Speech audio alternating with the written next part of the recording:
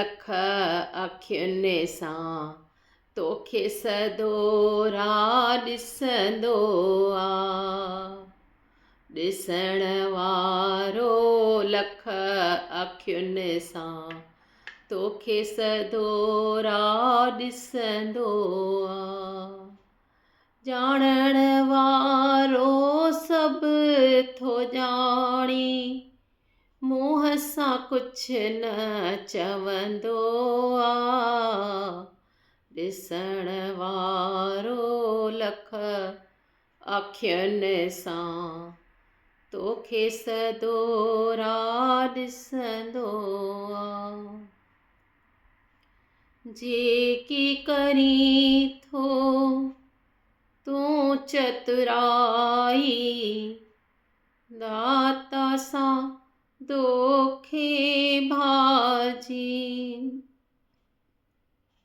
जेकी करीं थो तूं चतुराई दाता सां दोखे भाजी। तूं सम्झी थो तुंहिंजे कपट ते राम थींदे तोसां राज़ी। तूं सम्झी थो तुंहिंजे कपट ते राम थींदे तोसां राज़ी। हो तुंहिंजी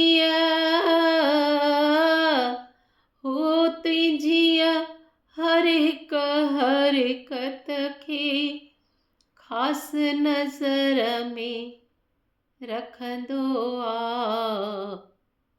ॾिसण वारो लख अखियुनि सां तोखे सदोरा ॾिसंदो आ। ॼाणण वारो सभु थो ॼाणी मुंहं सां कुझु न चवंदो आ।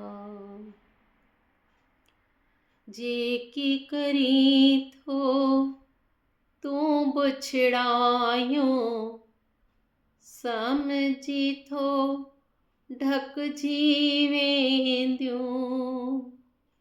जेकी करीं थो तूं बुछड़ायूं समझी थो ढकिजी वेंदियूं। पाप जूं गठरियूं जेके भरी थो समझी थो हॿिजी वेंदियूं। पाप पुण्य जा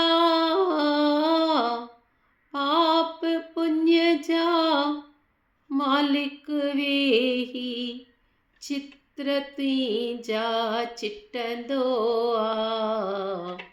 ॾिसण वारो लख अखियुनि सां तोखे सदोरा ॾिसंदो आ। हुन जा मुलाज़िब तुंहिंजे पुठियां साए वांगुर फिरंदा आहिनि। सेकिंड मिंट जा लेखा तुंहिंजा लिखंदा आहिनि। कुदरत वारो कैमरे सां फोटा तुंहिंजा कढंदो आ। ॾिसण वारो लख अखियुनि सां तोखे सदोरा ॾिसंदो आ। ॼाणण वारो सभु थो ॼाणे मुंहं सां कुझु न चवंदो आ। ॾिसण वारो लख अखियुनि सां तोखे सदोरा ॾिसंदो आ।